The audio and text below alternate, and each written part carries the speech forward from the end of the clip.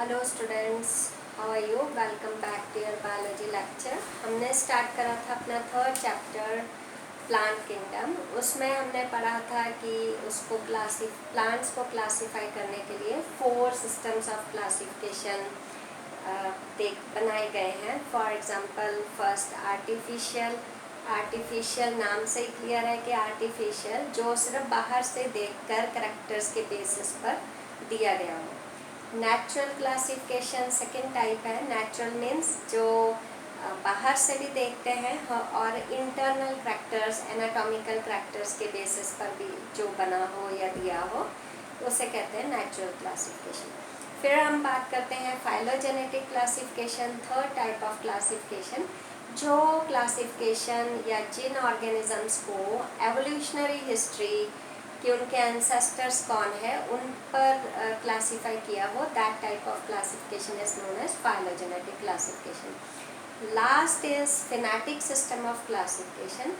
तो देखिए, evolutionary history जैसे मैंने बताया कि हम जो हैं, हम भी एनिमल्स हैं, मैमल्स में आते हैं, मंकीज भी मैमल्स में आते हैं, डॉग्स भी मैमल्स में आते हैं, कैट्स भी मैमल्स में आते हैं, लेकिन हमारे जो पूर्वज हैं, एंसेस्टर्स हैं मैन के, वो मंकी हैं। मंकी के पूर्वज जो और ऑर्गेनिजम्स होंगे वो है।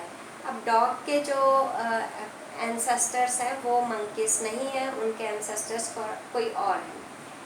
तो फेनेटिक क्लासिफिकेशन सिंपली क्या है, अगर एवोल्यूशनरी हिस्ट्री में हमें कोई या टैक्सोनॉमिस्ट को कोई एवोल्यूशनरी रिकॉर्ड या एविडेंस मतलब प्रूफ ना मिला हो और कोई किसी ऑर्गेनिजम्स के कैरेक्टर बहुत ज़्यादा किसी से मिलते हैं, लेकिन बाय चांस ही वो किसी और ग्रुप में रख दिया गया हो, लेकिन उसे आना उन किसी और ग्रुप में होना चाहिए। तो ऐसी डिफ़िकल्टीज़ को रिमूव करने के लिए जो बहुत ज़्यादा सिमिलैरिटीज़ वाले करैक्टर्स देखे जाते हैं और जो मैक्सिमम करैक्टर्स जो सिमिलर होते हैं, उनके आधार पर फिर हम उनका ग्रुप चेंज करके उन्हें अलग मीन्स जिस भी ग्रुप के साथ उसके करैक्टर्स मिलते जुलते हैं उस ग्रुप में रख देते हैं, उसे कहते हैं फिनेटिक क्लासिफिकेशन। बेटा यहाँ तक तो क्लियर था कि आर्टिफिशियल बाहर से देखकर characters, natural internal and external both, phylogenetic जो है वो genetical, chromosome plus evolutionary history कि उनके पूर्वज भी हमने बताने, यह हमें पता चल जाते हैं। लेकिन फिनेटिक क्या है, अगर मान लो फाइलोजेनेटिकल करैक्टर्स एवोल्यूशनरी हिस्ट्री के आधार पर किसी का हमें प्रूफ नहीं मिला, टैक्सोनॉमिस्ट साइंटिस्ट को प्रूफ नहीं मिला, लेकिन उसे थोड़े करैक्टर्स देखकर पहले किसी और ग्रुप में रख दिया गया है, फिर जब हमने और स्टडी करी तो ऐसा लगा कि उनको उस ग्रुप में नहीं होना चाहिए था, उनके करैक्टर्स तो ज़्यादा इस ग्रुप के साथ मैच करते हैं। तो ऐसी डिफ़िकल्टीज़ को रिमूव करने के लिए बहुत ज़्यादा सिमिलर करैक्टर्स देखे जाते हैं और जिन ऑर्गेनिजम्स में बहुत ज़्यादा सिमिलैरिटीज़ होती हैं, सिमिलर करैक्टर्स पाए जाते हैं, उन्हें वहाँ से उठा के फिर उस ग्रुप में रख दिया जाता है, उसे कहते हैं फिनेटिक। तब बनाया था फिनेटिक क्लासिफिकेशन। ठीक है, अब जो फिनेटिक क्लासिफिकेशन है, इसे एडवांस क्लासिफिकेशन मानते हैं प्लांट किंगडम का, जो हम आज भी फॉलो करते हैं। अगर हमने स्टडी करना है तो हम भी यही करैक्टर्स ये फिनेटिक क्लासिफिकेशन के आधार पर ही नया क्लासिफिकेशन देंगे। इसे 3 कैटेगरीज में डिस्कस किया है। न्यूमेरिकल टैक्सोनॉमी, अब न्यूमेरिकल नाम से ही क्लियर है, न्यूमेरिकल मीन्स न्यूमेरिक्स मीन्स आप मैथमेटिक्स पढ़ते हो।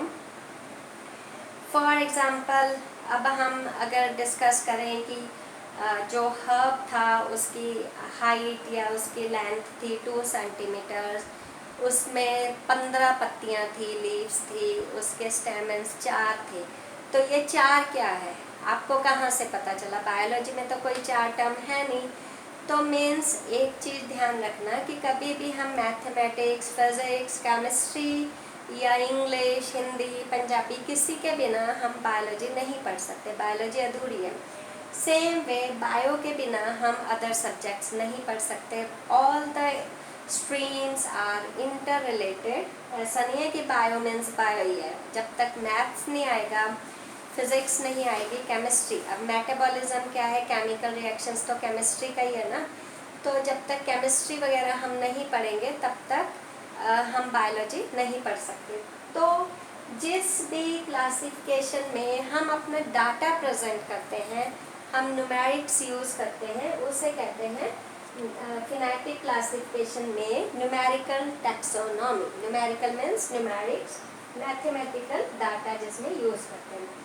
It uses numerical technique for evolution of similarities and differences. अब मान लो 4 सिमिलैरिटीज़ हैं, 3 डिससिमिलैरिटीज़ है, तो हम सिमिलैरिटीज़ एक तरफ लिख के 1 2 3 4 कर देंगे। कोड्स यूज़ कर रहे हैं 1 2 3 4, और डिससिमिलैरिटीज़ 3 हैं। तो अब सिमिलैरिटीज़ ज़्यादा हो गई, डिससिमिलैरिटीज़ कम है, तो हम आराम से किसी भी ऑर्गेनिजम्स को क्लासीफाई कर सकते हैं कि इसके 4 करैक्टर्स जो हैं वो मान लो जो रोज से मिलते हैं, तो हम अगला ऑर्गेनिज्म भी उसी सिमिलैरिटीज़ के बेसिस पर या उस कोड, उस नंबर के बेसिस पर हम उसे रोज में रख देंगे। तो ऐसे ही डिफरेंसेस भी हैं, है ना। डिफरेंसेस अगर ज़्यादा हैं तो हम उसे जिससे उसके करैक्टर्स मिलते हैं उसमें रख देंगे, हमारे लिए इजी हो जाता है।